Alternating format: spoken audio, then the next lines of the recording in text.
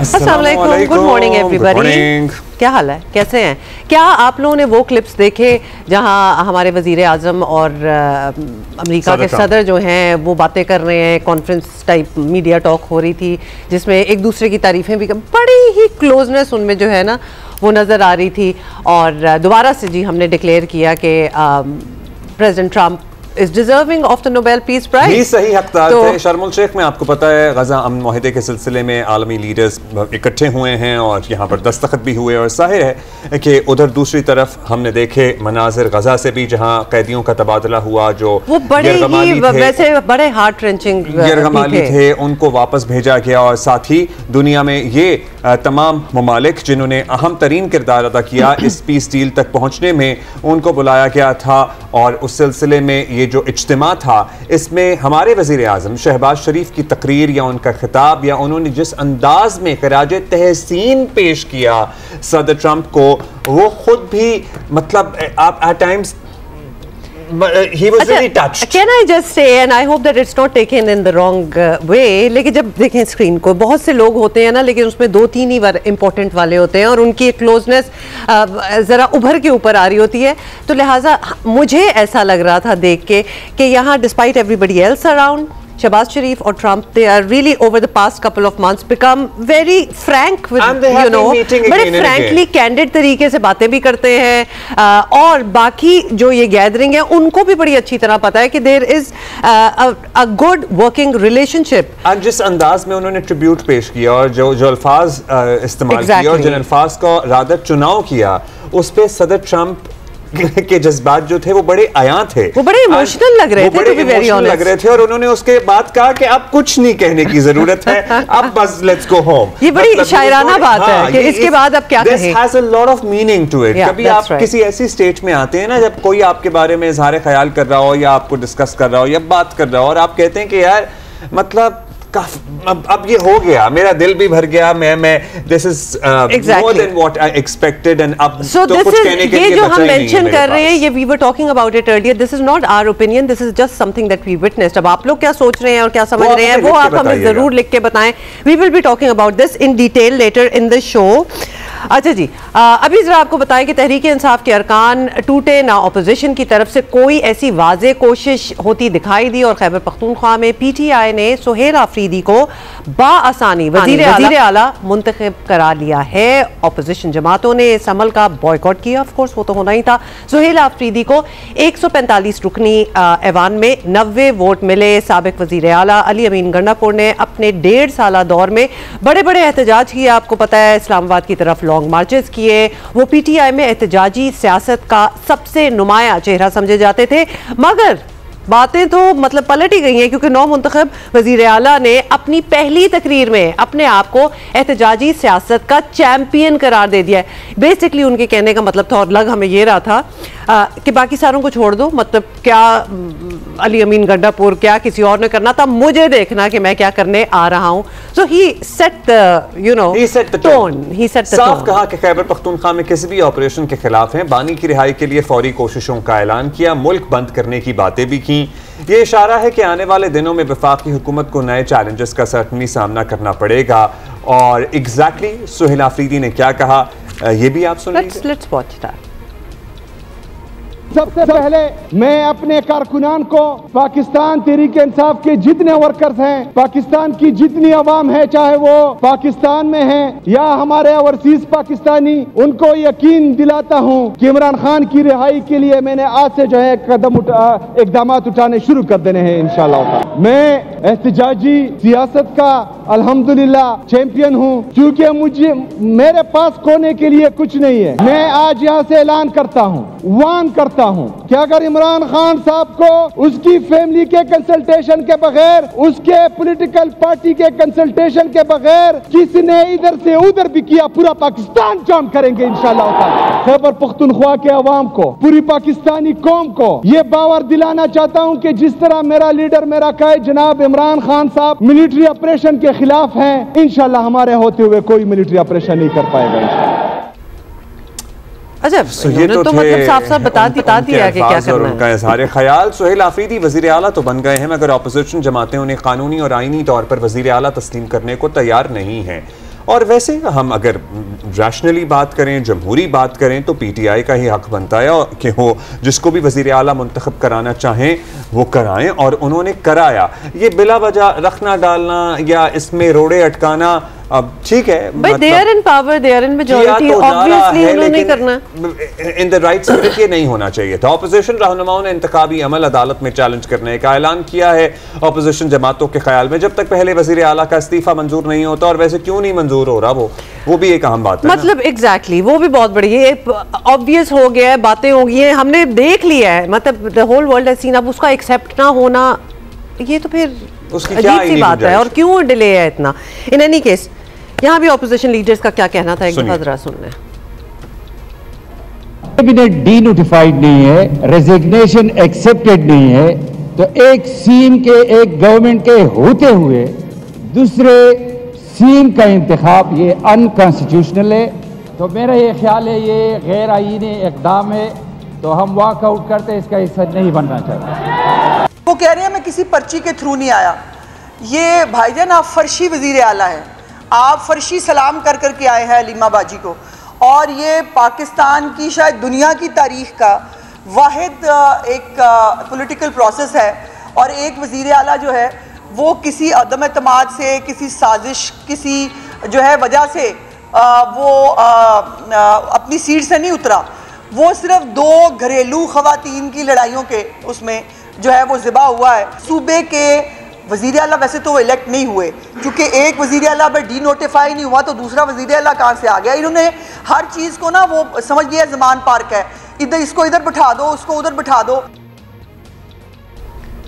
तो D notify होने वाली बात भी विद ड्यू रिस्पेक्ट मतलब क्यों अभी तक नहीं हुए, ये भी तो एक सवाल बनता है ना। इस बात को हफ्ता हो गया है, किस चीज़ पे बैठे हुए हैं, तो कर लें, तो बात ने तो आगे जाना ही था। इसलिए ये कहना कि वो मतलब वो डी नोटिफाई नहीं हुआ और दूसरे इलेक्ट हो गए हैं। जब हम कल बात कर रहे थे हमारी साथी पेशावर से, जब अपोजिशन की जमातों ने अपने लोगों के कागजात नामजदगी जमा करा दिए तो वो ऑलरेडी उस प्रोसेस का हिस्सा बन गए ना। ऑफ कोर्स, या तो फिर कहते हैं कि नहीं अभी हम नहीं कर रहे क्योंकि अभी तो पहला मरहला पूरा नहीं हुआ, लेकिन बाकी भी तो चल ही रहे थे इसमें। और अगर उनका लेट सपोज कोई बन जाता वजीर आला, अगर वो हो जाता तो वो ठीक होता। खैर, आईनी तरीक़ाकार के मुताबिक गवर्नर नए वज़ीर आला से ओहदे का हलफ लेता है, मगर फैसल करीम कुंडी ने तो अभी तक अली अमीन गंडापुर का इस्तीफा मंजूर नहीं किया।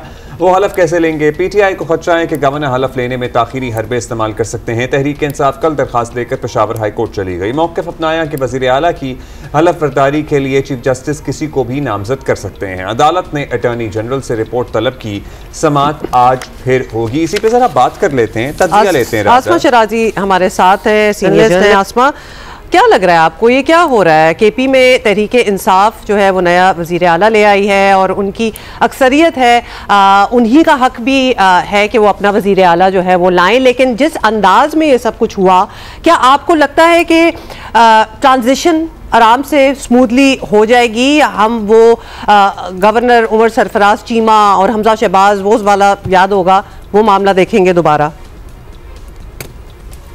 देखिए, मेरा ख्याल है कि इतनी स्मूथ तरीके से तो शायद ये जो ट्रांजिशन है ये उस तरह से नहीं हो पाएगी, मगर मुझे कोई ज़्यादा मुश्किल भी इसमें नज़र नहीं आती है। मामला अदालत के अंदर है, सब जुडिस है, अदालत क्या फ़ैसला करेगी, क्योंकि एक मौक़िफ़ ये आ रहा है कि गवर्नर साहब के पास जो मंजूरी है उसके ऊपर आइन खामोश है, इसकी वो इंटरप्रिटेशन के लिए जाना चाहते हैं और वो इसके लिए होगा। मगर असल जो आयरनी है वो ये है कि जब पंजाब के अंदर कोई ऐसा मामला होता है तो PMLN जो है वो आइन को उठा के लेके आती है और आइन के मामले के ऊपर बात करती है, और जब खैबर पख्तूनख्वा में हुआ है तो पाकिस्तान तहरीक इंसाफ आइन को फौकियत दे रही है।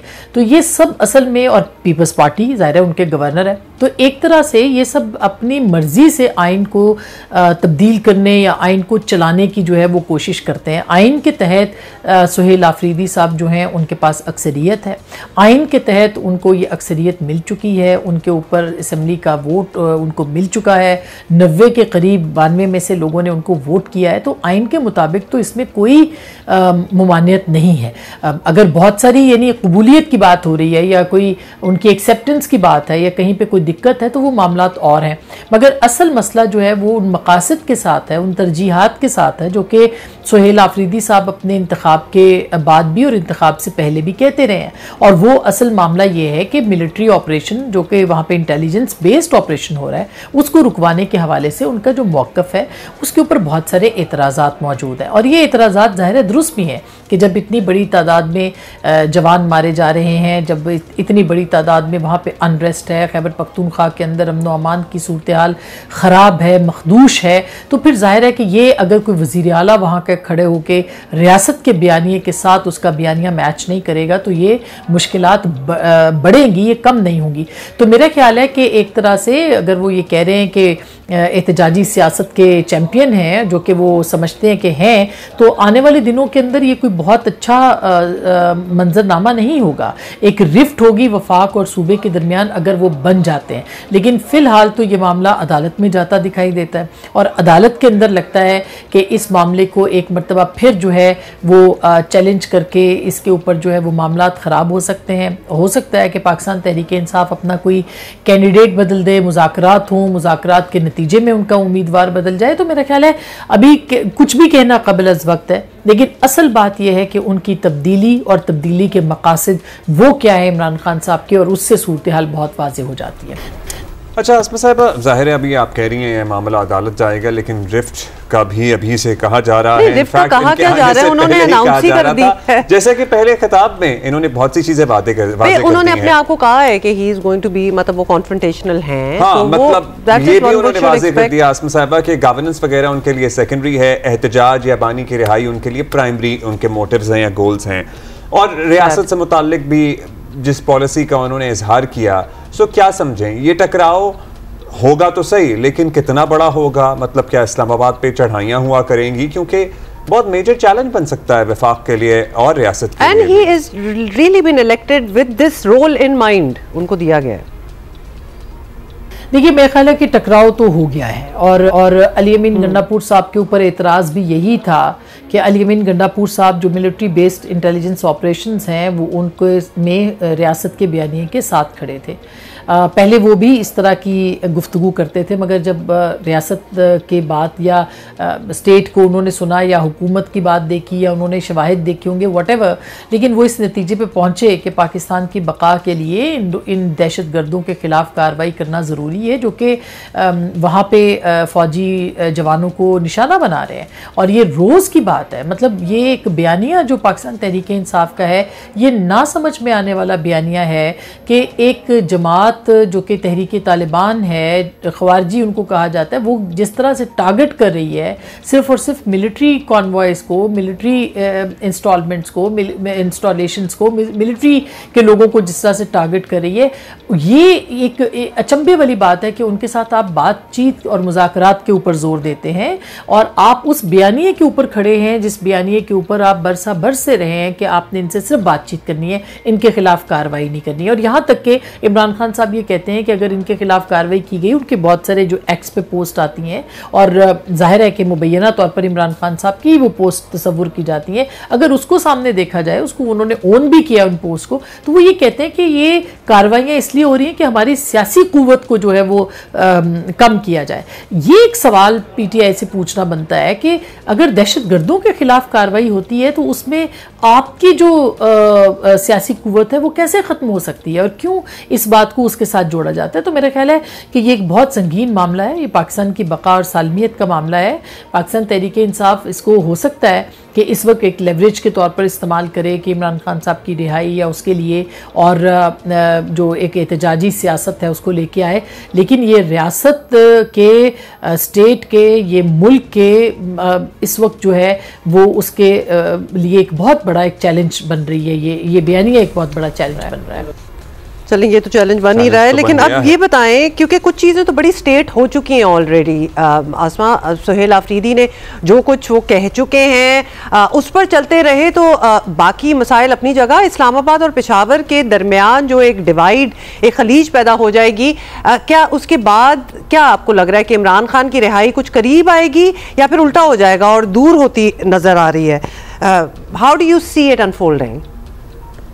मुझे तो नहीं लगता कि इमरान खान साहब की रिहाई इस तरह से मुमकिन है कि आप चढ़ाई, अगर ऐसे मुमकिन होती तो 26 नवंबर को बहुत बड़ा जुलूस लेके पाकिस्तान तहरीक इंसाफ यहाँ पे आई थी और उस वक्त लीड भी जो थी वो बुशरा बीबी साहिबा कर रही थी जो कि अहलिया इमरान खान साहब की, तो उसके भी नतायज जो थे वो नहीं निकले जो कि निकल सकते थे। तो अगर इसी तरह से जत्था साजी होके या फिर आपने एहतजाज के ज़रिए से इमरान खान साहब को रिहा करवाना है तो मेरा नहीं ख्याल कि फिर तो अदालतों के अंदर से, अदालतों के ज़रिए से आपको कोई इंसाफ नहीं मिलेगा। फिर तो वही बात होगी जिस तरह से डील की बात होगी, या माजी में मरीम नवाज साहिबा जो बात करती थी कि पावर टॉक्स टू पावर, इसका मतलब ये कि आप स्ट्रीट पावर के ज़रिए से पावर को या पावर कॉरिडोर्स को जो है वो इन्फ्लुएंस करना चाहते हैं, उनको अंडर प्रेशर ला के अपने मतलूबा नताइज हासिल करना चाहते हैं। जबकि अदालतें मौजूद हैं, अदालतों के अंदर कार्रवाइयाँ, उनके मामलात चल रहे हैं, बहुत सारी चीज़ों के अंदर इमरान खान साहब को ज़मानतें भी मिली हैं और ये सारी चीज़ें जो हैं वो ऑलरेडी अदालतों के अंदर है। लेकिन अगर ये भी देखा जाए कि कहा जाए कि ठीक है जी सियासी दबाव है अदालतों के ऊपर, तो भी हम ये बात कह सकते हैं कि पाकिस्तान तहरीक इंसाफ एक पुरअमन सियासी जमात के तौर पर अपनी जो जद्दोजहद है उसको जारी रखे। अगर वो समझते हैं कि सियासी इंतकाम है तो सियासी इंतकाम को ख़त्म करने के लिए भी आपको सियासत का ही सामना करना पड़ेगा, आपको सियासत को ही इस्तेमाल करना पड़ेगा, आपको सियासत को ही सामने लाना पड़ेगा। आप इंतकामी कार्रवाइयों के जवाब में इंतकामी कार्रवाइयाँ या मज़ाहमत नहीं कर सकते। मज़ाहमत जो है वो पॉलिटिकल पार्टीज़ अगर करती हैं तो वो सियासत के ज़रिए से करती हैं। तो मेरा ख्याल है ये एक बहुत बारीक सा फ़र्क है, इसको पाकिस्तान तहरीक इंसाफ समझ सकती है और वो समझेगी भी, लेकिन इससे इमरान खान साहब की रिहाई होना मुझे कोई बहुत इसके बारे में इम्कानात नहीं है नज़र आते। बहुत शुक्रिया आपका आसमा साहिबा, थैंक यू। और अभी एक और पर्सपेक्टिव लेते हैं। अरशद अजीज़ मलिक साहब रेजिडेंट एडिटर हैं रोज़नामा जंग पेशावर के, बहुत इनका वसी तजर्बा है। शुक्रिया अरशद साहब। अरशद साहब, खैबर पख्तूनख्वा में नए वज़ीर आला का ज़ाहिर इंतखाब हो गया, ऐलान हो गया, लेकिन जिस तरह इलेक्शन का अमल कंडक्ट हुआ उस पर सवाल है, क्योंकि कुछ अपोजिशन ने प्राइमरीली और गवर्नर साहब ने उसमें पेचीदगियाँ पैदा करने की कोशिश की।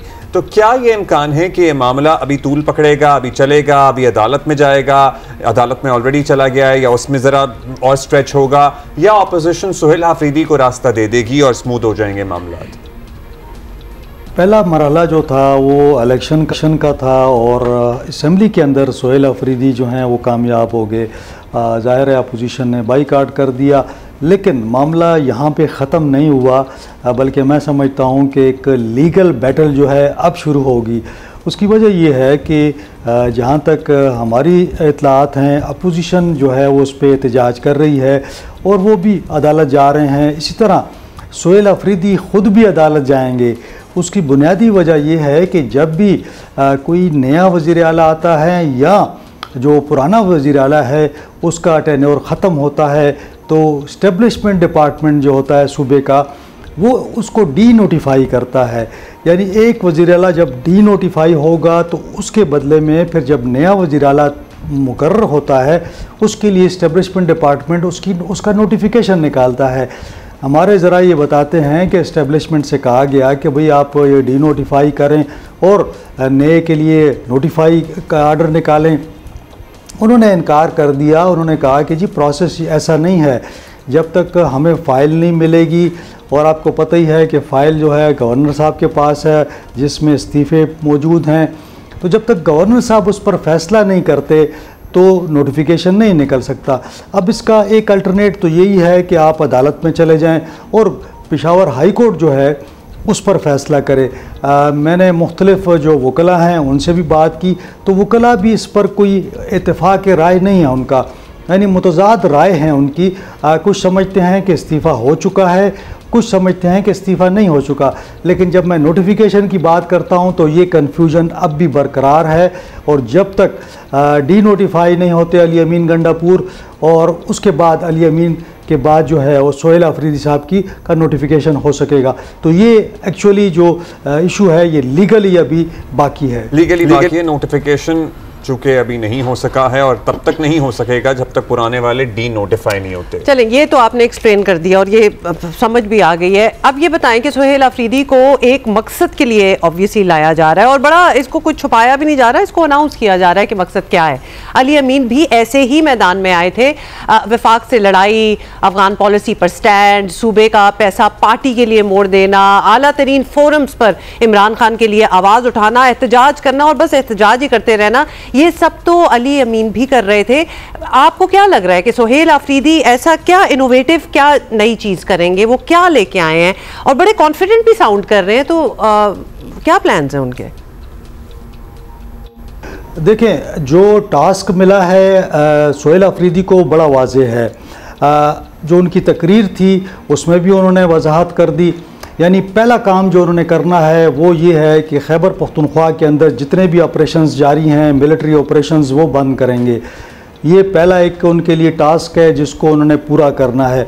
और उन्होंने ये भी ऐलान किया है कि जो कैबिनेट का पहला इजलास होगा उसके अंदर वो इस चीज़ को उठाएंगे। अब उसके साथ साथ तो उनको ये टास्क भी दिया गया है कि उन्होंने एहतजाज करना है और एक तहरीक चलानी है, यानी इमरान खान साहब की रिहाई के लिए एक तहरीक चलानी है। तो साथ साथ उन्होंने एक और ऐलान किया है कि जो यहाँ पे 9 मई के वाक़यात हुए थे, उनका ये भी कहना है कि इस पर जुडिशल कमीशन बनाया जाएगा। साथ साथ मैं आपको ये बताऊं कि एक और जो उनको एक ज़िम्मेदारी सौंपी गई है वो ये है कि जो 8 फरवरी के इंतखाबात थे, उस 8 फरवरी के इंतखाबात में जो धांधली हुई है उन अफसरों का भी एहतसाब उन्होंने करना है। साथ साथ जब पूरा 1 साल था उसके अंदर निगरान दौर में तहरीक इंसाफ के जो वर्करों से ज़्यादतियाँ हुई, उनका ये कहना है कि उसका भी मैं एहतसाब करूँगा। तो ये एक बड़ा एक एजेंडा है उनके पास। करेंगे, हिसाब बराबर करेंगे, इंटेलिजेंस बेस्ड ऑपरेशंस भी आपने कहा कि बंद कराने की कोशिश करेंगे, ये सभी कुछ करेंगे। इस सारे में गवर्नेंस भी करेंगे, मतलब हिसाब बराबर करना, बदला लेना, एहतसाब करना, मुहासबा करना। ये तो हमने पहले भी दौर में देखा है तहरीक इंसाफ के, जब वफाक में बरसर इक़्तिदार थे। सो उसमें गवर्नेंस कहीं पीछे रह जाती है। सूबे में गवर्नेंस को लेकर इनको क्या चैलेंजेस हैं? देखिए, सबसे बड़े जो मामला है वो तो मैंने बताया कि लॉ एंड आर्डर का है। अब लॉ एंड आर्डर के हवाले से तकरीबन हमारे तमाम अज़ला में इस वक्त तहरीक तालिबान के लोग मौजूद हैं और फ़ौज यहाँ मौजूद है। अगर आप फ़ौज को वापस निकालते हैं तो मेरे ख़्याल में कि ये अमन अमान का बड़ा मसला पैदा हो जाएगा और ये जो टेररिस्ट हैं ये शहरों की जानिब नज़दीक आ जाएंगे, शहरों के अंदर दाखिल हो जाएंगे। दूसरा मामला ये है कि सूबे के अंदर हमारी जो मईशत है सूबे की, वही बड़ी ख़राब रही है। अभी भी सूरत हाल कोई अच्छी नहीं है। हमारे 93% जो महासिल हैं, जो आमदन है, वो वफाक से आती है। तो इस महाजर आई में मुझे महसूस होता है कि हमारे फंड्स जो हैं वो रुकना शुरू हो जाएंगे। पहले ही कहा जा रहा है कि तकरीबन 2,500 अरब रुपया वफाक ने NFC, हमारे जो बिजली की रॉयल्टी है, गैस की रॉयल्टी है और दीगर जो तंबाकू सेस वगैरह है उसमें देने हैं। अगर ये माजराई चलती रही तो मेरे ख़्याल में कि सूबा जो है वो बहुत ज़्यादा मुतासर होगा। देखिए, अब अगर आप उनकी तकरीर उठा के देख लें तो उसमें आपको कोई ऐसी चीज़ नज़र नहीं आएगी जिसमें वो कोई सूबे की बेहतरी के हवाले से बात कर रहे हों, यानी गुड गवर्नेंस की बात कर रहे हों, लोगों को सहूलियात की फराहमी की बात कर रहे हों, या तालीम की बात कर रहे हों, या सेहत की बात कर रहे हों, या बेरोज़गारी बहुत ज़्यादा है उसकी जानिब कोई उन्होंने कोई तवज्जो दिलाई हो। तो मेरे ख़्याल में कि ये जो मसाइल हैं सूबे के अंदर बहुत ज़्यादा हैं। नौजवान आज भी बेरोजगार है और जिस इलाके जी अरशद अजीज साहब ये एक अलार्मिंग विजन है। This is very tragic as well. बहुत शुक्रिया। This is tragic for the people of KP. खूबसूरत अहाता किया सूरत हाल का। Abdullah, this is tragic for the people of KP. मतलब एक लिस्ट है of things that need to be done, लेकिन नए चीफ मिनिस्टर आते हैं और फिर वो यही कहते हैं कि एक्चुअली उनकी प्रायोरिटी क्या है जो पिछलों की भी रही। मतलब व्हाट अबाउट द पीपल, उनका क्या कसूर है? तो ये चीज़ें सोचने वाली है ना। लॉ ऑर्डर सिचुएशन है, गवर्नेंस के इश्यूज हैं, एजुकेशन है, हेल्थ है, द लिस्ट इज लॉन्ग, जिस तरह अरशद साहब बता भी रहे थे। एंड येट आके पहली प्रायोरिटी क्या है? ट्रेजेडी तो है ये, लेकिन एट द सेम टाइम लोग क्या सोचते हैं वो भी एक अहम बात है। मतलब किसी भी वोटर सपोर्टर को जो खैबर पख्तूनख्वा का रहने वाला है, उसे अपने वज़ीर आला से यही सुनना है या उसे अपने वज़ीर आला से ये सुनना है कि वो उसके मुस्तकबिल के लिए क्या करेगा, उसके माहौल के लिए क्या करेगा, दरख्तों की कटाई के लिए क्या करेगा, सैलाबों के लिए क्या करेगा, तालीम के लिए, सेहत के लिए, करप्शन के खात्मे, बेरोजगारी के खात्मे। अच्छा, बहुत दूर चले गए आप, वहाँ हम नहीं गए, उन्होंने बता दिया कि उन्होंने क्यों आए हैं। क्या आप ये सुनना चाहते हैं या आप वही सुनना चाहते हैं जो कहा गया है, ये आप हमें लिख के बताइएगा please. We are really interested to know. Geo Pakistan TV हमारा एक हैंडल है। अभी एक ब्रेक लेंगे, वापस आएंगे थोड़ी देर में।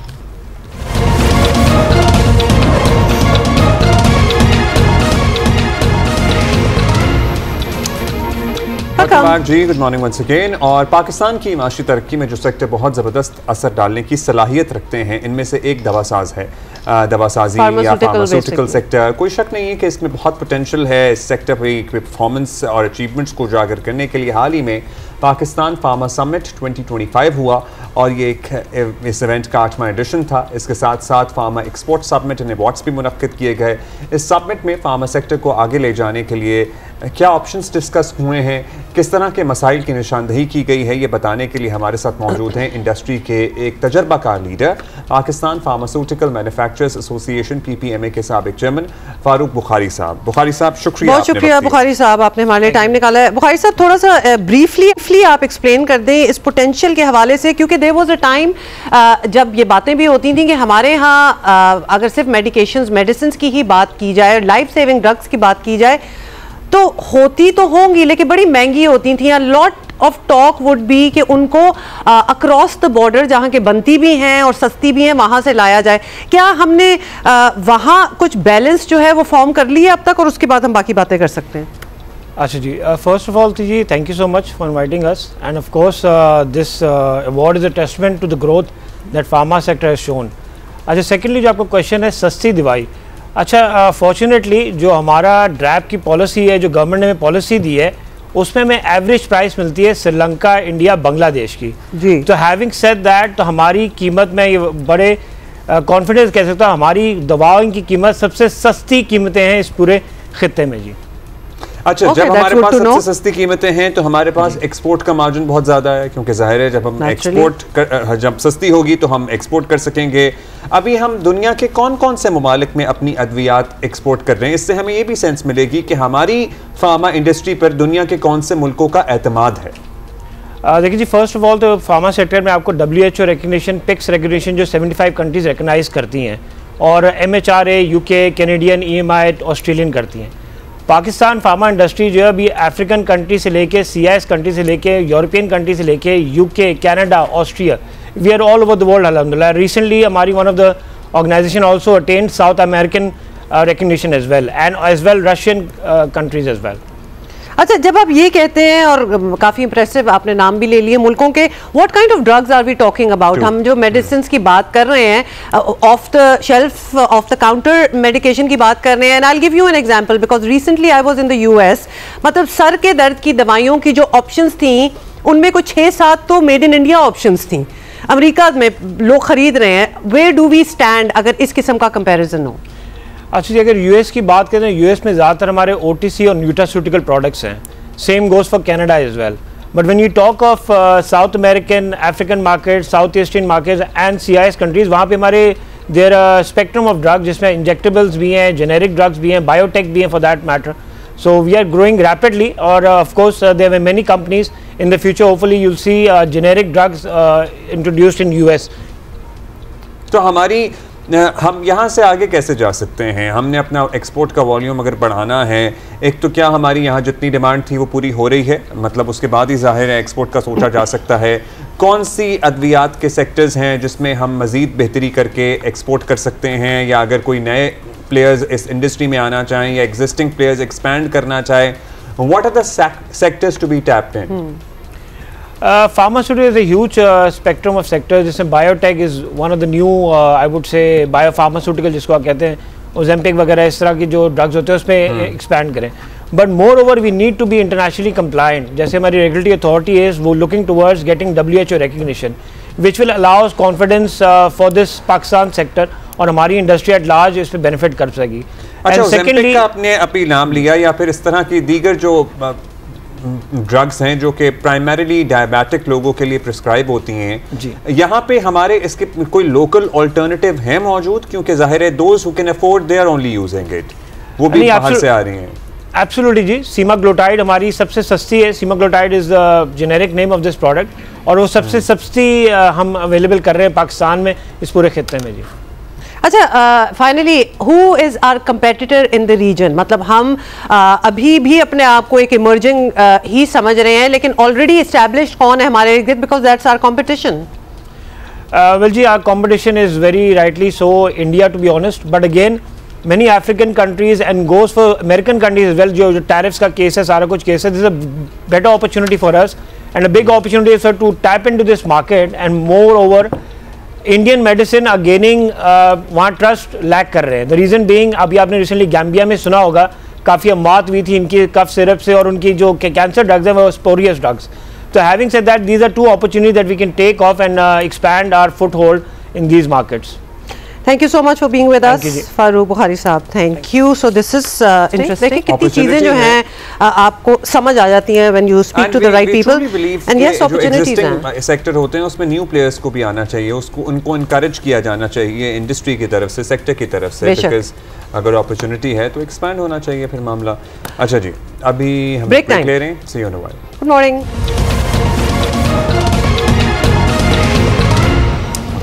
अच्छा, ये कराची यूनिवर्सिटी में आपने फॉलो किया होगा, जुमे के रोज़ इंतहाई अफसोसनाक हादसा हुआ. सोशल वर्क शोबे की एक स्टूडेंट यूनिवर्सिटी बस के नीचे आकर जाँ बहक हो गई. और ये कोई पहला बाय द वे हादसा नहीं था, आप रिकॉल भी कर सकते हैं माजी में भी तालबात जो हैं वो पॉइंट्स की जद में आकर जाँ बहक हो चुकी हैं. पॉइंट्स की जद में मतलब वो जो बस पॉइंट्स होते हैं ना, बस स्टॉप्स. हाँ, बस स्टॉप्स. एनी शाहिदीन का कहना है कि तालबा पॉइंट से उतरने के दौरान हादसे का शिकार हुई हैं, और मतलब आपका पॉइंट आ गया, आप उतर जाएं. वाक़े के बाद वैसे बस को पॉइंट कहते हैं, बस को पॉइंट कहते हैं, बस को पॉइंट कहते हैं, बस को पॉइंट कहते हैं. ओके. तलबा में गम व गुस्सा फैल गया और उन्होंने जामे के अंदर एहतजाज किया. यूनिवर्सिटी इंतज़ामिया ने 10 अक्टूबर को नोटिफिकेशन जारी करते हुए वाक़े की तहकीकात के लिए कमेटी कायम कर दी है, मगर तलबा कमेटी से मुतमईन नहीं है. तलबा के मुताबिक महज कमेटी कायम करना या ड्राइवर को मुअत्तल करना मसले का हल नहीं है, सर्टनली नहीं है. मतलब this is about losing a human life. मतलब जवान बच्चे या बच्चियां अगर इस तरह खतरे में हैं तो this is important and this is imperative. We need to know background क्या हुआ और उसके बाद क्या हुआ. ज़ीशान शाह हमारे साथ हैं, नुमाइंदा जियो न्यूज़ कराची. ज़ीशान, बताइएगा कि ये क्या हुआ और ये पॉइंट कहाँ यूनिवर्सिटी के अंदर था, कहीं और था, और उसके बाद क्या फैसला हुआ कि how are they going to go about it? जी बिल्कुल, देखें, ये जो वक़ुआ गुज़िश्ता हफ्ते जुमे के रोज़ पेश आया था. अनीखा सईद सोशल वर्क डिपार्टमेंट की सेकंड ईयर की तालिबा थी जो अपनी जो इनके यूनिवर्सिटी पॉइंट है वो बस यूनिवर्सिटी के अंदर इनके डिपार्टमेंट के करीब आके रुकी.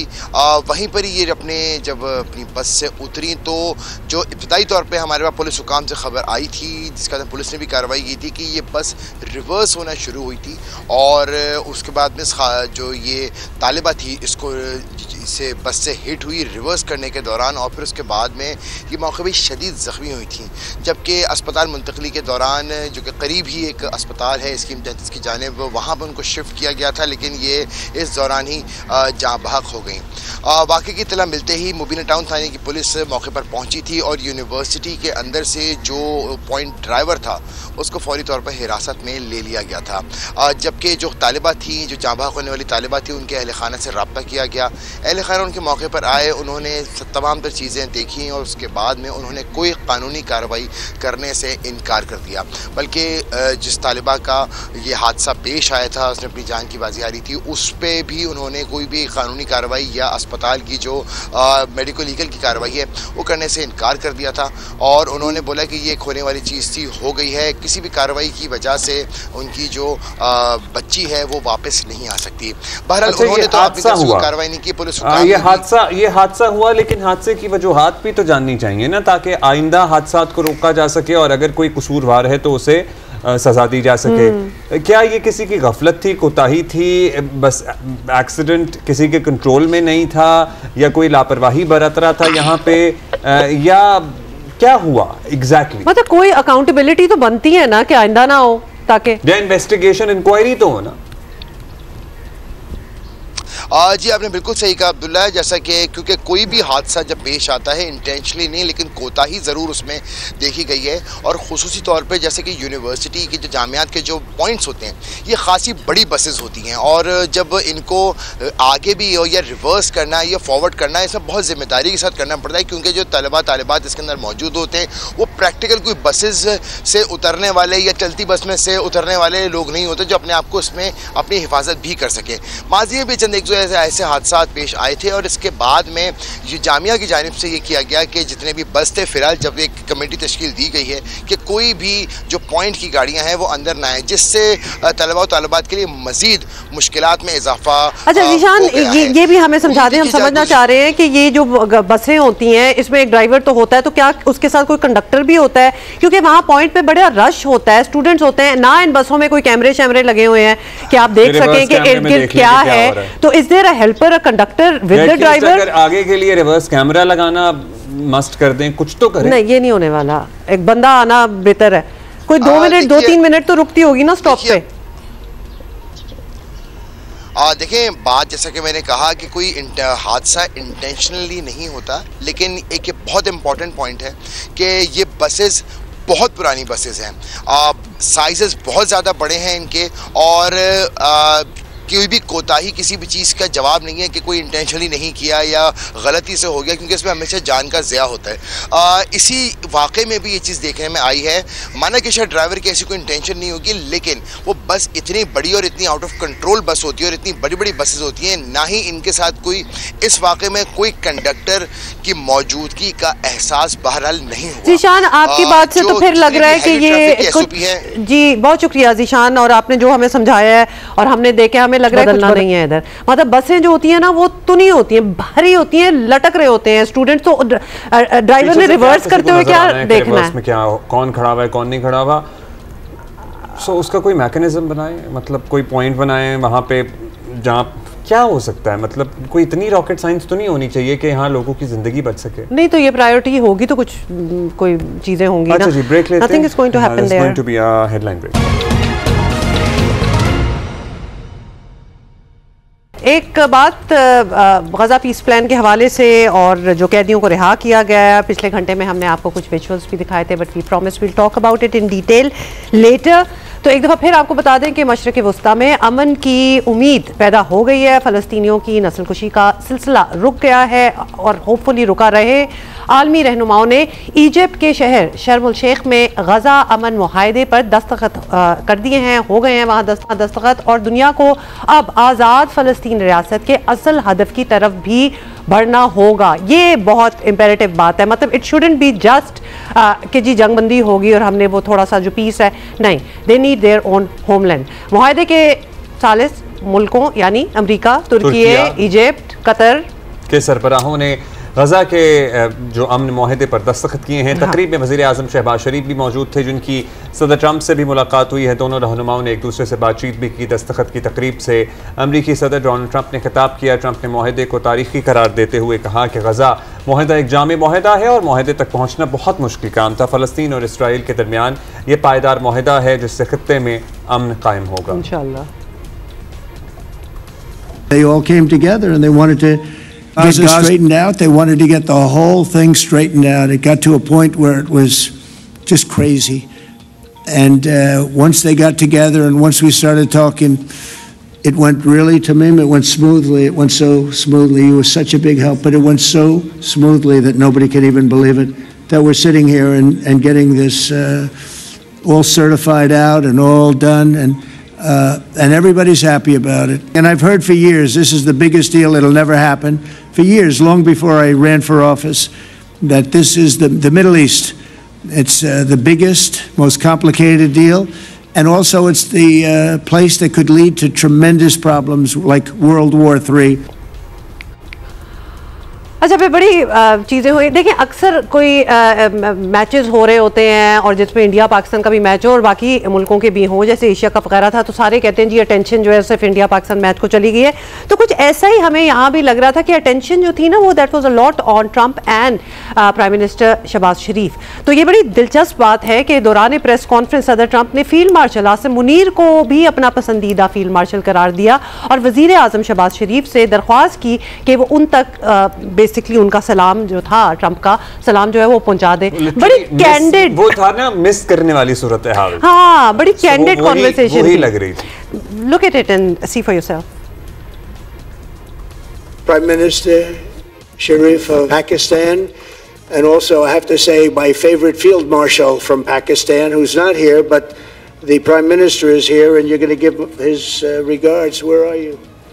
There you go. Thank you very much. You want to say what you said to me the other day? My favorite field marshal. This is quite exceptional वैसे अगर इस पे गौर किया जाए तो। फिर इस मौके पर वज़ीर आज़म शहबाज शरीफ ने याद दहानी कराई कि पाकिस्तान ने सदर ट्रंप को अमन के नोबेल इनाम के लिए नामजद किया था, क्योंकि ट्रंप ही इनाम के सबसे ज़्यादा मुस्तहिक हैं। Well, I would say today is one of the greatest day in contemporary history, because peace has been achieved after untiring efforts led by President Trump, who is genuinely a man of peace, who has relentlessly and untiringly worked throughout these months, day in and day out, to make this world a place to live with peace and prosperity. I would say that Pakistan had nominated President Donald Trump for Nobel Peace Prize for his outstanding, extraordinary contributions to first stop war between India and Pakistan, and then achieve ceasefire along with his very wonderful team. And today again, I would like to nominate this. चलें जी, दोबारा nomination होगी। बहरहाल और भी बहुत कुछ हुआ मुआहदे पर अमल दरामद के नतीजे में। सदर ट्रंप का रिएक्शन जो था ना, वो जरा और ज़्यादा क्या, you know, it should be talked about. वो जो रिएक्शन जिसका हमने उससे पहले कि वज़ीर आज़म ने तो अपनी तकरीर, अपना जो इजहार ख्याल करना था कर दिया, उसके बाद वो फरते जज्बात में इतना बह गए सदर ट्रंप कि उन्होंने कहा कि we should go home now. इसके बाद कुछ कहना बचता ही नहीं। he did, ऐसा हुआ था। ये वाली बात नौबत आ गई। Can we show it? हाँ, we'll try to get it. We'll try to show you that. अच्छा जी, अच्छा ये जो अमल हो गया जी मुआहदा, उस पर पहले तो बात कर लेना, हम तो यहाँ गप्पों में लग गए हैं। तो हमास ने जी 20 इजरायली यरगमाल जो है वो रिहा कर दिए, और दूसरी तरफ इजराइल ने 1967 फ़लस्तीनी कैदियों को भी रिहा किया।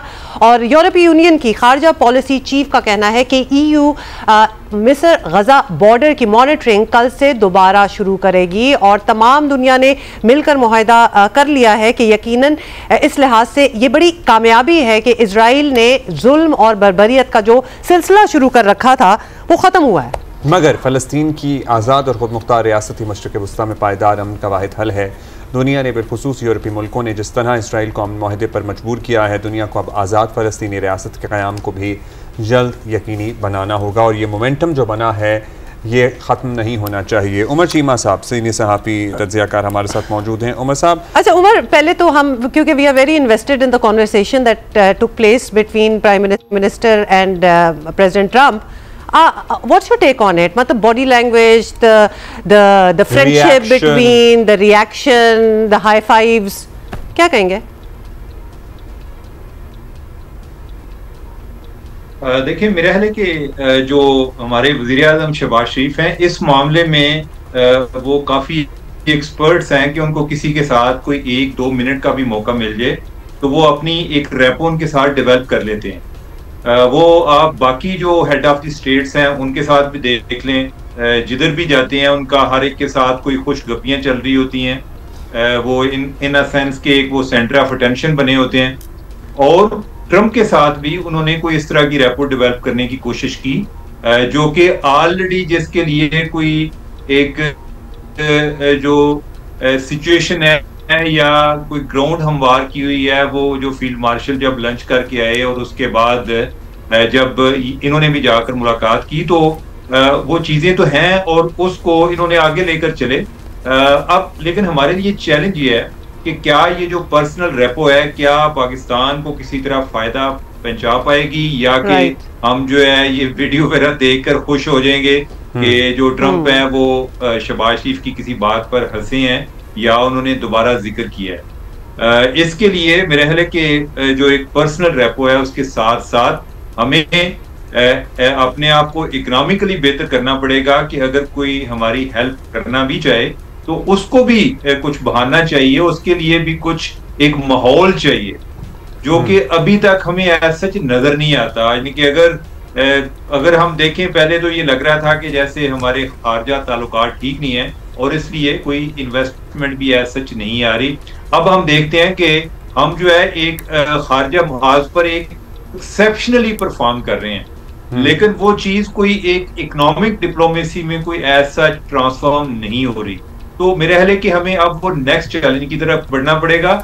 जो पहले वाली चीज है वो तो वो बहुत अच्छा कर रहे हैं, अब वो इस चीज को पाकिस्तान के लिए पाकिस्तान को इसका फायदा क्या हो सकता है उसकी तो ये क्या लगता है हमारे दाखिली मामलात की वजह से हमारे अपनी मरकूज करनी क्या लगता है आपको उमर? हम पीस डील पे भी आएंगे, उस पर जाहिर है सर्टनली बात करनी है हमने, लेकिन ये जो इकोनॉमिक डिप्लोमेसी है हम इसको कैसे अचीव कर सकते हैं? हमारे यहाँ एक चैलेंज तो लॉ एंड ऑर्डर की सिचुएशन है, फिर हमारे यहाँ आपको पता है कोई भी जत्था उठ के एहतजाज शुरू कर देता है या कोई भी तहरीक शुरू कर देती है या इस तरह कोई मार्च लेकर आ जाता है वफाक पे। क्या ये सारे फैक्टर्स हैं या फिर हमारी अपनी इनकॉम्पिटेंस है जिसकी वजह से हम इन्वेस्टमेंट को इस तरह नहीं लेके आ पाते और इन अपॉर्चुनिटीज़ को जो हमें सिफारती कोशिशों की वजह से मिल रही हैं उनसे नहीं फ़ायदा उठा पाते?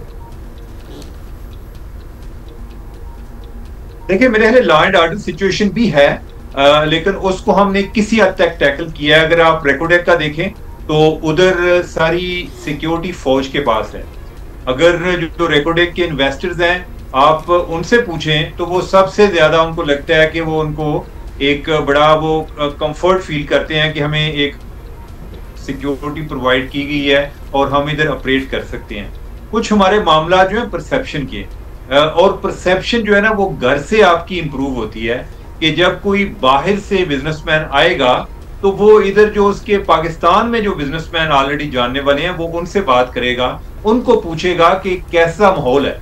तो जो इधर से फीडबैक जाएगा वो उसके लिए बहुत ज्यादा मैटर करता है। वो सिर्फ गवर्नमेंट की बातें हैं कि हम आपको हर तरह से सहूलतें फराहम करेंगे, वो सिर्फ मैटर नहीं करता। और दूसरी चीज ये है कि हमारी जो सरमायाकारी हमें चाहिए वो ऐसी चाहिए कि जो एक मैन्युफैक्चरिंग साइड पे हो, जो कि एक एक्सपोर्ट ओरिएंटेड हो, सिर्फ कंज्यूमर ओरिएंटेड नहीं। पिछले दिनों हमने प्रॉक्टर एंड गैम्बल पे भी काफी एक मातम करते रहे जी कि प्रॉक्टर एंड गैम्बल वाले चले गए हैं, उनको यार लोकली भी जो उनके कंपटीशन था उन्होंने काफी टेक ओवर कर लिया था। लेकिन उसके अलावा ये है कि इस तरह के जो एक इसको पाकिस्तान को एक कंज्यूमर मार्केट समझ के आते हैं, उनको बाद में इश्यूज आते हैं कि अगर उन्होंने प्रॉफिट बना लिया तो डॉलर को बाहर वो उसको कैसे रिपेट्रिएट करना है। हमारे पास डॉलर की हमेशा से कमी होती है, तो हमें चाहिए कि ऐसी इंडस्ट्री पे या ऐसे सेक्टर्स में फोकस करें कि जो इधर पाकिस्तान में मैन्युफैक्चरिंग हो और इधर से चीजें बाहर जाएं ताकि उधर से डॉलर भी आए, हमें भी फायदा हो और वो लोग जो आ रहे हैं उनके लिए भी बेहतर हो। इन प्रिंसिपल परसेप्शन पे हमें फोकस करने की जरूरत है और ये काम हमें अपने घर से शुरू करने की जरूरत है। Got it.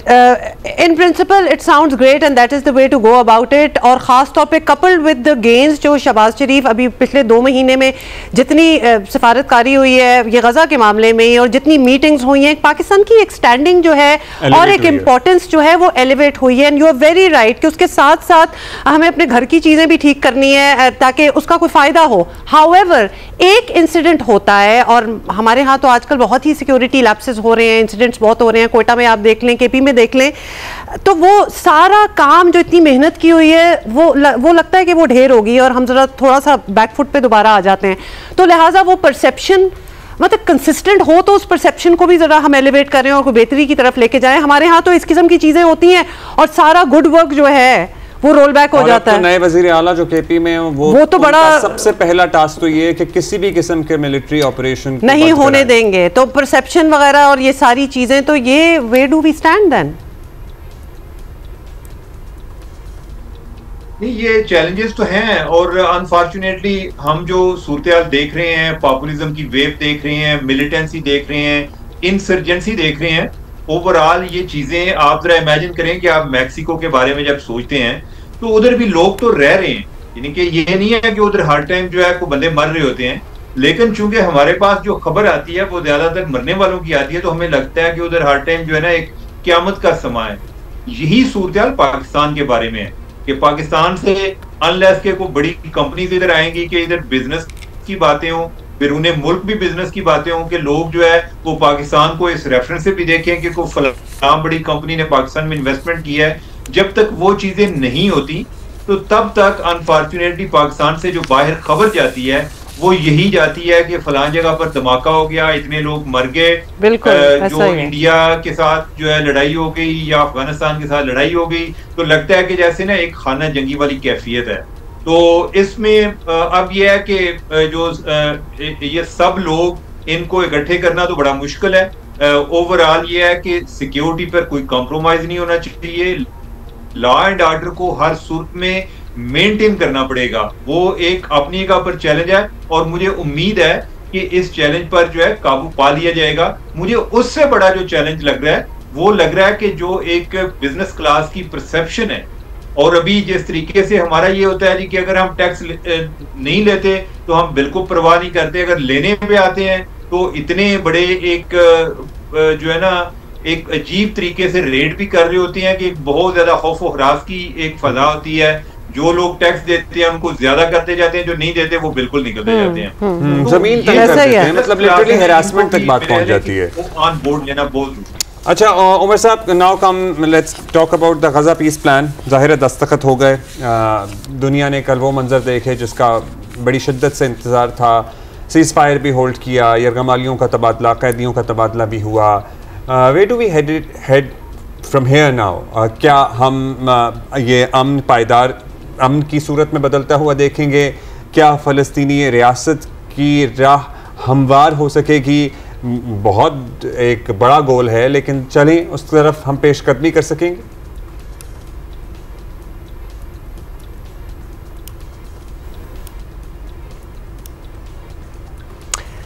अच्छा जी, we will try to reconnect with Umar Cheema, और हम उससे बात कर रहे थे। और जो आपका सवाल है इधर कि हम obviously we want the best कि अब जो है फ़लस्तीन रियासत भी हो, हम इसमें ये भी जानना चाहते हैं कि पाकिस्तान की मज़ीद क्या कॉन्ट्रीब्यूशन, मज़ीद इन द सेंस, क्योंकि हमें पता है ये सारी नेगोशिएशंस में पाकिस्तान और बहुत से मुसलमान ममालिक जो हैं उन्होंने मिल के बहुत मेहनत की है। इट वॉज मतलब प्रोमिनेंटली बड़ा पाकिस्तान का उसमें रोल रहा है। So how do we go forward about it, और उसमें पाकिस्तान की क्या कंट्रीब्यूशन होगी, पाकिस्तान का क्या रोल होगा, पीस कीपिंग होगी, मतलब वेयर डू वी स्टैंड? ये जो सालिसी हैं इस अमन मुआहदे के, जिसमें कतर है, जिसमें तुर्किया है, जिसमें मिस्र है, अमेरिका है, ये सब दस्तखत कर रहे हैं, और जाहिर है इट वाज अ माइलस्टोन। और पीछे वो लिखा हुआ ना, peace in the Middle East, मतलब ये बहुत बड़ी एक कमिटमेंट है। जी उमर बताइएगा, ये पीस मुआहदा हो गया, हम सालिसियों के दस्तखत के विजुअल्स भी दिख रहे थे, यहाँ से आगे क्या होता हुआ नजर आ रहा है आपको इस खत्ते में?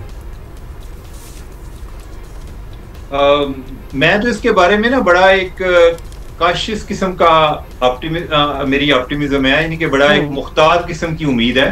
देखिए, और उसकी वजह यह है कि ये पहली दफा नहीं हुआ, और जब हम मिडिल ईस्ट की बात करते हैं ना तो उधर कोई एक बयानिया नहीं है, उधर बहुत सारे बयानिए हैं, ठीक है। और दोनों साइड जो हैं वो अपने आप को बड़ा एक यानी कि खास तौर पे अगर हम फलस्तीनियों की बात करें तो वो बेचारे तो नस्ल दर नस्ल गरीबुल वतन है, और बड़ी एक बेबसी वाली उनकी कैफियत है। मुख्तलिफ टाइम्स पर ऐसी एफर्ट्स भी हुई कि जिधर कोई लग रहा था जैसे अमन हो जाएगा, अगर आपको लगे, याद हो कि ओस्लो कार्ड हुआ था 90 की दहाई में, तो वो एक बहुत बड़ी अचीवमेंट समझी जाती थी, इतनी बड़ी अचीवमेंट कि जिस तरह अभी ट्रंप जो है वो नोबेल प्राइज के लिए बेचारा इधर उधर फिर रहा है, तो उस टाइम जो उसमें दोनों पार्टीज थी उनको नोबेल प्राइज मिला था। लेकिन क्या हुआ, उसके कुछ देर बाद एक इंतहा पसंद यहूदी ने अपने ही वज़ीर आज़म को कत्ल कर दिया। वो मामला जो है वो पीस अकॉर्ड उससे भी बहुत ज्यादा उम्मीदें थी। मेरा ख्याल है कि हमें मायूस होने की भी जरूरत नहीं है। कम अज कम अगर देखें इस जंग को देखें जिसमें कोई जो कि 68,000 लोग निकल गई है, और ये मैं उनकी बात कर रहा हूँ जो कि बेचारे इस सारे अमल में वो बेचारे शहीद हो गए। बाकी कितने लोग जख्मी हुए, कितने मजदूर हुए, उनको हम अभी काउंट ही नहीं कर रहे। उस लिहाज से देखें तो मेरा ख्याल है कि एक बेहतरी की तरफ एक स्टेप है। चीजें आहिस्ता आहिस्ता चलेंगी and in the meanwhile and मुमकिन है कि कुछ स्पॉयलर्स भी हों जो कि सारे अमल को सबूताज करें। लेकिन यह है कि आज जो सूरत हाल है वो जो गुजरा हुआ काल है उससे बेहतर है, तो हमें बेहतरी की ही उम्मीद करनी चाहिए कि चीजें आगे बढ़ पाएं। Got it, Umar. Thank you being with us this morning. Definitely, बस उम्मीद की जा सकती है कि सब इसके बाद सब बेहतर ही हो। The worst is over, हम कह सकते हैं। Hopefully. ब्रेक के बाद हाजिर होते हैं।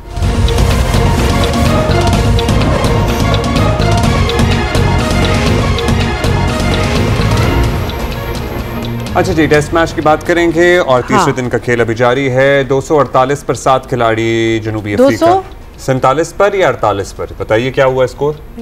47, 48, 48 is 248। I do know, but you were like speaking very quickly. Anyway जी, आपको ये तो बताइए ना कि तीसरा दिन चल रहा है टेस्ट का और पाकिस्तान टीम साउथ अफ्रीका के खिलाफ जारी पहले टेस्ट की पहली इनिंग्स में एक हिमालयन स्कोर जो है वो तो ना बना सकी, लेकिन 378 उन्होंने रन्स जो हैं वो बना लिए, which is not bad. What do you think Abdullah? Pakistan की अभी भी लीड है, सो 378 रन हमारे बने थे और 130 रन की अभी लीड है। हमने अपनी पहली इनिंग में 378 बनाए थे। मतलब जितनी जल्दी आउट करेंगे हमारे लिए बेहतर ही होगा।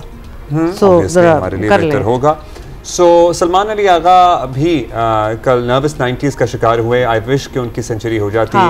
7 रन के फर्क से उनकी सेंचुरी नहीं बन सकी। 93 रन पर वो आउट हो गए। मोहम्मद रिजवान ने 75 रन की इनिंग खेली। बहरहाल दोनों टीमों के दरमियान मुकाबला दिलचस्प सूरत इख्तियार किए हुए है। जनूबी अफ्रीका ने कल दूसरे दिन के अख्तिताम पर पहली इनिंग में 6 विकेटों पर 216 रन बना लिए थे और अभी 248 हो गए हैं। 7 खिलाड़ी आउट हैं। पहली इनिंग का खसारा पूरा करने के लिए अभी हैं ऑलमोस्ट 130 रन की ज़रूरत। और खुशाइन बात यह है कि पाकिस्तानी स्पिनर्स जनूबी अफ्रीका के बैटर्स को परेशान करने के लिए अपने हरबे इस्तेमाल कर रहे हैं और कामयाब भी होते नजर आ रहे हैं। नुमान अली ने 4 खिलाड़ियों को पवेलियन भेजा। सलमान अली आगा और साजिद खान को by the way playing him to watch him play in test is quite a treat as well, क्योंकि काफ़ी उनकी ज़बरदस्त है। अच्छा जी, अहमद शहजाद हमारे साथ हैं, उनसे बात कर लेते हैं। 2 आउट अब तक कर दिए हैं। अहमद शहजाद हमारे साथ हैं, टेस्ट क्रिकेटर हैं। Ahmed, how are you? अच्छा, साउथ अफ्रीका का टॉप ऑर्डर जो है वो आउट हो चुका है और पाकिस्तान को अभी भी काफ़ी मतलब चलें जितनी भी है लेकिन बरतरी हासिल है, तो क्या आपकी नज़र में इस मैच का कंट्रोल जो है वो हमारे हाथ में आ चुका है या फिर हमें ऐसी बातें नहीं करनी चाहिए?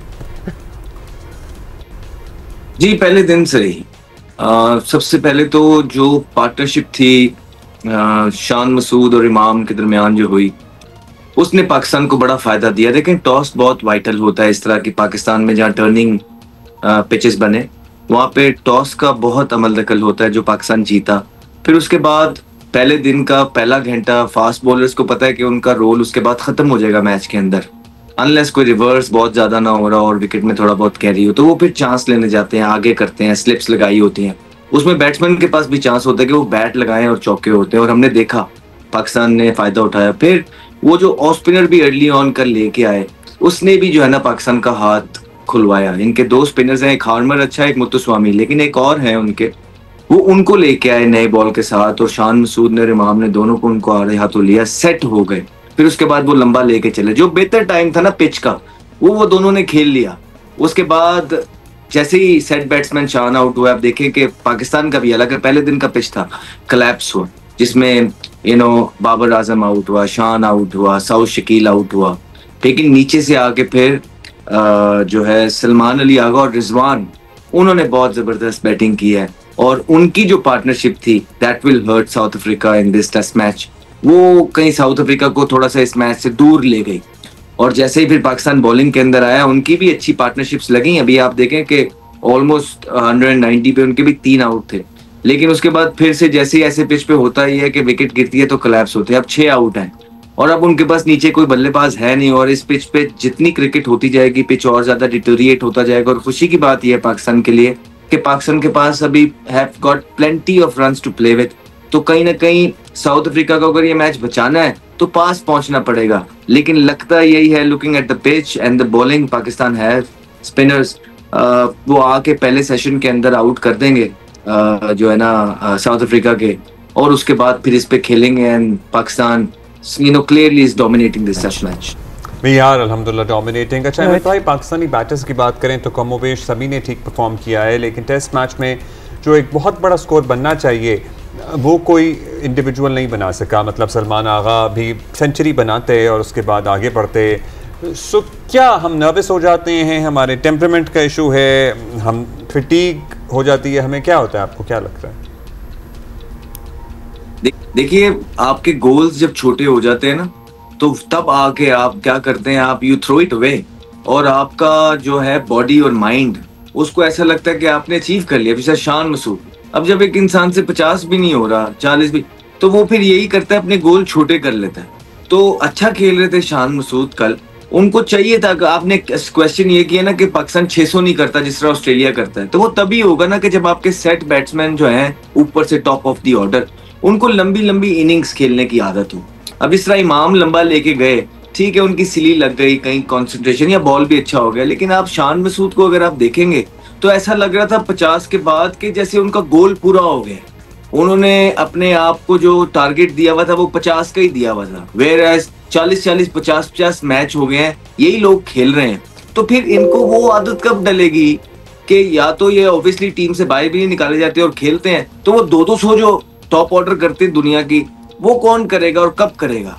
तो आपकी बॉडी लैंग्वेज, आपका टेम्परामेंट जो है उसके लिए स्ट्रांग होना चाहिए, आपके गोल्स जो हैं वो बड़े होने चाहिए। आप सेटिस्फाइड हो जाते हैं, ऐसा लगता है कहीं ना कहीं आपकी बॉडी लैंग्वेज से पाकिस्तान के प्लेयर्स की, कि हाँ यार 50 हो गया, 60 हो गया, थैंक यू वेरी मच। अब हम थोड़ा कैजुअल हो जाते हैं, जैसे ही टेस्ट क्रिकेट के अंदर आप कैजुअल होते हैं, आप आउट हो जाते हैं। तो बहुत इंपॉर्टेंट है एक तो आपकी फिटनेस, टेम्परामेंट, और ऊपर से आप जो गोल्स अपने लिए बनाते हैं बड़े करने के लिए, बहुत इंपॉर्टेंट है। अच्छा, वैसे बड़ी अहम बात की है आपने, ये बड़ी ही अहम बात की है, बिकॉज एट टाइम्स हम छोटे गोल्स पे सैटिस्फाई हो जाते हैं अपनी नॉर्मल जिंदगी में भी। मतलब हम इतना फार साइटेड देख ही नहीं रहे, और इतना भी अगर हमने अचीव कर लिया तो it's okay enough, why not push yourself. तो ये हमें अपनी क्रिकेट में भी, यूर राइट अहमद, नजर आ रहा है। अच्छा, ये बताएं कि अब हमारे स्पिनर्स ने जान लगा दी है जी, विकेटें निकाली हैं और भी इंशाल्लाह आगे करेंगे, लेकिन नुमान और साजिद के हम अभी जिक्र भी कर रहे थे, उन्हीं पर सारा बोझ नजर आ रहा है। तो क्या हमारे पास बेंच पर ऐसे मजीद स्पिनर्स हैं जो आने वाले मैचेस में इन दोनों की तरह इन जैसी परफॉर्मेंस दे सकें? देखिए, आसान हो जाता है मैनेजमेंट के लिए अपनी चीजों को जस्टिफाई करना जब पाकिस्तान जीत जाता है। जरूरी नहीं है कि हार के पाकिस्तान ने बहुत गलतियां की हो इसलिए हार जाए, और जीत भी जाए तो पाकिस्तान ने सारी चीजें अच्छी की हो तो जीत जाता है। कभी कभार अगली टीम भी बहुत बुरा खेल जाती है। तो आई स्टिल बिलीव के कहीं ना कहीं इब्रार की जगह मौजूद है इस प्लेइंग 11 के अंदर, और इब्रार को आपने साथ ग्रूम करना है। मिस्ट्री स्पिनर है, खेलने चाहिए, वो ज्यादा आउट करेंगे, खेलेंगे तो खेलते हैं, तीन स्पिनर खेलते हैं यहाँ पे इस पिच पे। लेकिन पाकिस्तान 2 के साथ गया, तीसरा सलमान अली आगा। तो आप फास्ट बॉलर्स को देखें ना कि 2 फास्ट बॉलर्स खिलाएं कि कितना रोल है उनका इस मैच के अंदर, उनका तो कोई रोल नजर नहीं आ रहा है। तो और अगर रिवर्स के लिए भी आपने रखा था, तो रिवर्स के लिए ना पेस होना जरूरी है कि विकेट तक कैरी तो हो। हमारे बॉलर्स के पास पेस नहीं है, रिवर्स हो भी रहा है वो सॉफ्ट हैंड से खेलते हैं, वो कैरी नहीं होता है स्लिप तक और कीपर तक। तो रिवर्स का अगर फायदा उठा के 2 फास्ट बॉलर डालने हैं तो कोई ऐसे तो हो कि जिनका बॉल कैरी तो करे, वो विकेट कीपर तक तो पहुंचे जब बैट्समैन स्लो सॉफ्ट हैंड से खेल रहे हैं। अगर नहीं है तो फिर बेहतर है कि स्पिन के साथ जाया जाए। अदरवाइज जहां तक ओवरऑल बात है, देखिए इवेंचुअली जीतना इंपॉर्टेंट है पाकिस्तान के लिए, और जीत के भी अपनी गलतियों से सीखना इंपॉर्टेंट है। सो अभी तक तो they are looking so good, और बहुत इंपॉर्टेंट है कि लास्ट टाइम जिस तरह हमने बॉटम पे फिनिश किया है, शुक्र है उस तरह की शुरुआत होती हुई नजर नहीं आ रही है। अभी मैच खत्म नहीं हुआ है, लुकिंग एट दीज 2 days लग रहा है कि Pakistan is clearly on top और विल फिनिश ऑन टॉप इंशाल्लाह। पर टेस्ट क्रिकेट है, जब तक 20 आउट नहीं करते तब तक आप जीतते नहीं हैं। हम पास्ट के अंदर भी बहुत ज्यादा ऐसी सिचुएशंस में रहे हैं जहां पाकिस्तान क्लियरली ऑन टॉप था, लेकिन फिर उसके बाद पाकिस्तान को कहीं ना कहीं फोकस आउट होता है, कहीं ना कहीं कंसंट्रेशन जो है वो टूट जाती है, प्लान्स ठीक नहीं बनते, जिसकी वजह से ऑपोजिशन को स्निफ मिलता है मैच के अंदर आने का, और वो फिर मैच के अंदर ना सिर्फ आती है, हमें हरा जाती है। और बांग्लादेश का वो मैच हमें याद होगा जब लिटन दास जो है 6 आउट होने के बाद भी वो मैच ले गए थे। तो पाकिस्तान की जो हिस्ट्री है पीछे, उसको देखते हुए तो यही लगता है कि जब तक मैच खत्म ना हो तब तक हमें खुश नहीं होना चाहिए। लेकिन सो फार लग ऐसा ही रहा कि इन 2 दिनों के अंदर पाकिस्तान ने काफी ज्यादा डोमिनेट किया है, और तीसरे दिन के अंदर पहले सेशन के अंदर अगर ये आउट करने में कामयाब रहा जो टेल है साउथ अफ्रीका की, तो फिर Pakistan will enjoy the rest of the match. Thank you, Ahmad, for your perspective. It's always welcome on our show. अच्छा जी, तो हमें ज़रा लगता है ऐसा है कि ज़रा मज़ीद जान लगानी पड़ेगी, क्योंकि अभी तो पहले तो आउट करना होगा और उसके बाद ज़ाहिर है दूसरी इनिंग में अच्छा खेलना होगा, बड़ी लीड लेनी होगी, बड़ा मार्जिन, छोटी छोटी इनिंग से काम नहीं चलेगा। अहमद का भी यही कहना था। अच्छा, ये जो इनकी बात थी ना कि हम जब 50 कर लें या हम 60 कर लें या इवन फॉर दैट मैटर 70 कर लें, तो एक सेटिस्फैक्शन हमें बॉडी नहीं, सेटिस्फैक्शन नहीं होती, वो रिलीफ होती है कि यहाँ तक पहुँच गए। नहीं, वो सेटिस्फैक्शन होती है, रिलीफ होती है, या थोड़ा सा ज़रा कम फोकस्ड हो जाते हैं। वो अगर हो सकता है गलत महसूस हो रहा है, लेकिन वो अगर महसूस हो रहा है तो वो गलत बात है, क्योंकि when you aim big and you know strive to achieve that aim कि भाई मुझे 150 करना है। बात ये है कि पहले players if they play for just themselves तो वो ऑब्वियसली अपनी साख बचाने की कोशिश करते हैं, लेकिन अगर मैनेजमेंट ने इतना कॉन्फिडेंस इसमें डाल ही दिया है तो then go all out and play. तो ये एक अंदर से भी आवाज़ की बात है कि हम अपनी जगह यहाँ सिक्योर नहीं कर रहे, हमारा काम कुछ और है इधर। सो अगर उनको वो कॉन्फिडेंस दिया गया है, they should just you know go all out, and that is what we are expecting as well. अच्छा, in the meantime ICC women's world cup में साउथ अफ्रीका ने दिलचस्प मुकाबले के बाद बांग्लादेश को 3 विकेट से हरा दिया है, और पहले बैटिंग करते हुए बांग्लादेश ने 6 विकेट्स पर 232 रन्स बनाए, और जो टीम जीती है उसने हदफ 3 गेंदों पहले ही हासिल कर लिया, which is south Africa. World cup में आज श्रीलंका और न्यूजीलैंड के दरमियान मैच कोलंबो में खेला जाएगा, और जियो सुपर पे आपको पता ही है कि वर्ल्ड कप का ये मैच भी बराह रास्त होगा और नशर होगा, और वैसे भी you can watch all the matches there.